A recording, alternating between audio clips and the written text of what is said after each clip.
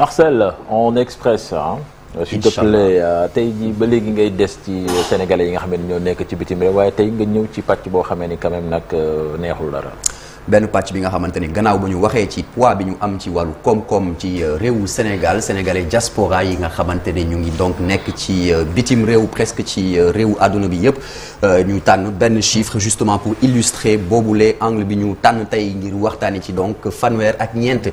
ci suñuy compatriotes yi nga xamante ne ñu ngi ca diaspora ba ñoom ñoo daal di ñàkk seen bakken ci atum 2022 mu di record bu gën a triste bu ñu daal di enregistré ci wàllu boobu te musuñ ko atteindre bu ñu jëlee par exemple ñetti at yi passé ñu daal di dénombré lu toll ci 87 sénégalais diaspora yi nga xamante ne ñoom lañ daal di faat à travers le monde en tout cas ñu daal di gaañu wala ñu faat leen à travers le monde bu ñu sukkandikoo ci ONG Horizon Sans Frontières bi nga xamante ne dafay évoquer ba léegi éventuel aspect provisoire bi nga xamante ne moom la boobu le nombre di comporter mu di benn nombre de sénégalais décédés à l'étranger en 3 ans bi nga xamante ne sax romb na li ñu jotoon a recensé diggante 2011 ak 2018 soit ci diggante juróom ñetti at période durant laquelle nga xamante ne 85 sénégalais ñoom ñoo ñàkkoon seen bakken ca bitim réew donc là on est à 87 en 3 ans et plus en détail 2022 kon wax naa ko 34 2021 ils étaient au nombre de 25 et puis 2020 28 si on fait le décompte c'est justement donc 87 sénégalais qu'on retrouve yi nga xamante ni jot nañ fa ñàkk seen bakken pour 2022 ñu gis na ne kon lan moo waral yooyu les gaañu yooyu les génn àdduna ñu gis na ne ay meurtre am na ci waaye tamit ay accidents de diverses sortes wala encore ay disparitions mystérieuses ay sénégalais yi nga xamante ne dañ leen retrouver par exemple ñu daal di rek faatu ci benn lac wala ci ay raayu train ou encore même dans un appartement. yan cas moo gën a fës ci 2002 bi. cas yu gën a fës ci 2022 bëri na mën nañ jàpp ne pratiquement durant toute la période de l'année 2022 au moins benn disparition tragique jot na ci am il n'y a qu'en mai et juin que ay cas de décès atroces de ses compatriotes la ñu daal di wul signaler kon mai ak juin ñoom ñooy exception bi sinon tous les autres mois de l'année 2022 jot nañ ci seetlu yooyu les événements tragiques 7 décembre 2022 par exemple Ibra Seck mi nga xamante ne taximan la woon originaire de Pire ñu daal di koy rey rek par balle par une bande armée à une 60aine de kilomètres de la frontière sénégalo-malienne donc non loin de Kaay 7 novembre 2022 Mame Goor Ndiaye mi nga xamante ni Modou bu tolloon ci ñeent fukki at ak benn originaire de Mbacké cultivateur de profession ñu daal koy assassiné ci réewu Espagne par des individus non encore identifiés le 11 octobre 2022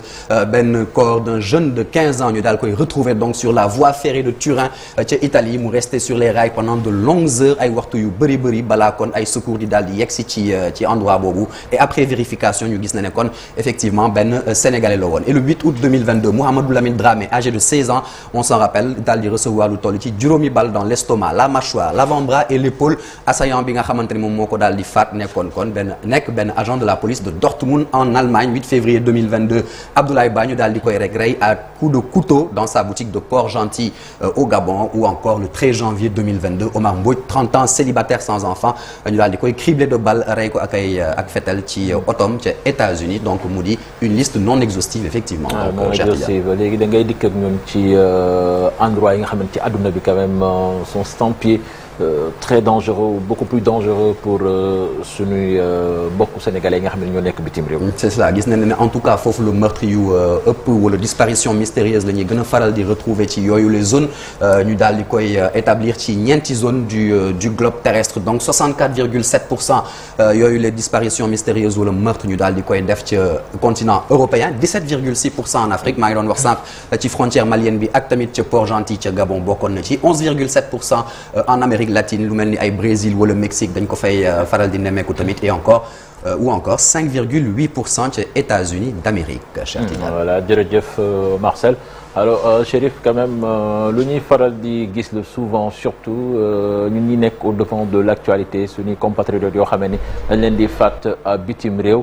gis nañu cause yu bari yoo xam ne Marcel wane na ko fii am na ci aussi ay situations yoo xam ne tamit ay couple wala yenn ci ay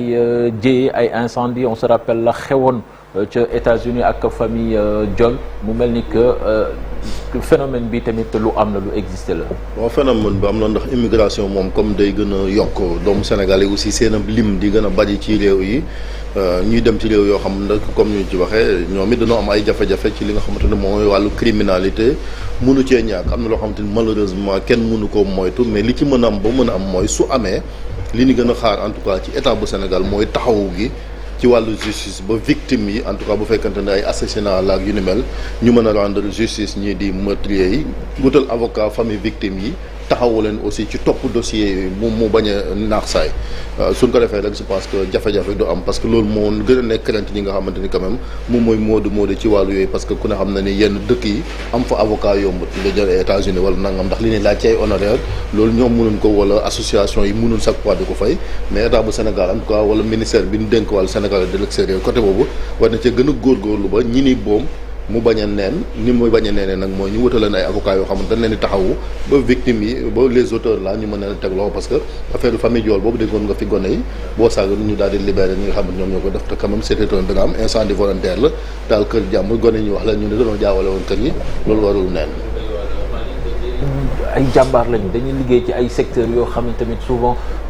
dañuy vulnérable dawalkatu taxi yi États-Unis des fois criminalité bi da ngay ree ba tas. waaye ñenn ñi liggéey bi ñuy def sax guddi lay doon. am na ci ñu nga xam ne aussi ay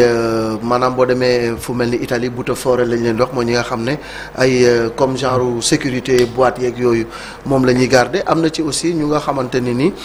li leen le malheur bu ñu am mooy boo xoolee assassinat yi lu ci bëri dafa nekk ci période bu nga xam ne crise bi dafa tar dafay am benn sentiment xénophobe buy commencer développé wu ñu ci bari dañuy jàpp ni xëy na nit ñu ñuul ñi fa nekk immigré yi ñoom ñoo tax xëy na li leen dal leen ak lu ni mel mu am sentiment xénophobe bu fa am des fois ñu rey leen ci lu nga xam ne peut-être erreur lay doon mais comme li Chérif wax rek li ci ëpp solo mooy ñu taxawu leen parce que dara gënul métti nga dem di daan sa doole pour dimbali sa ay waajur ñu rey la ci àll bi mais rapatriement corps bi des fois dafay causer problème mais aussi pour que justice soit rendue taxawaay bi ci war des fois dafay manqué. dafay manqué Ibou Marcel mi ngi koy wan tamit ak gune gi nga xam ne moo faat woon fële ca Allemagne policier boo xamee ne mi ngi woon en fonction dóor ko bal te genre yu mel noonu du mujj fenn. du mujj fenn moo waral Cheikh Tidiane Marcel mi ngi koy wax avant-hier comme immigré yi boo xool en termes de puissance d'apport économique ñoom ñooy 3e puissance bi au monde. donc ñu mel noonu te doomu Sénégal yi bokk ci dañ leen war a jàppale boo xoolee en terme koppar li ñuy dugal ci réew mi lu am solo la moo waral souvent da ngay dégg bokk na ci seen i revendication ñu jagleel leen un ministère plein boo xamante ne dina mën a taxaw ci seen i mbir di saytu à chaque fois bu problème amee mu mën a taxaw defe naa loolu dina bokk ci li nga xamante ne dina taxaw ñooñee ndax defe naa mérité nañ ko ay doomu Sénégal lañ te li ñuy def ci réew mi am na solo Cheikh. am na solo jërëjëf Ibou fi mooy njeexitalu première partie bu Infos Matin ñu dem RFM tey jii Babacar Fall di dalal Mouhamed Ndiaye.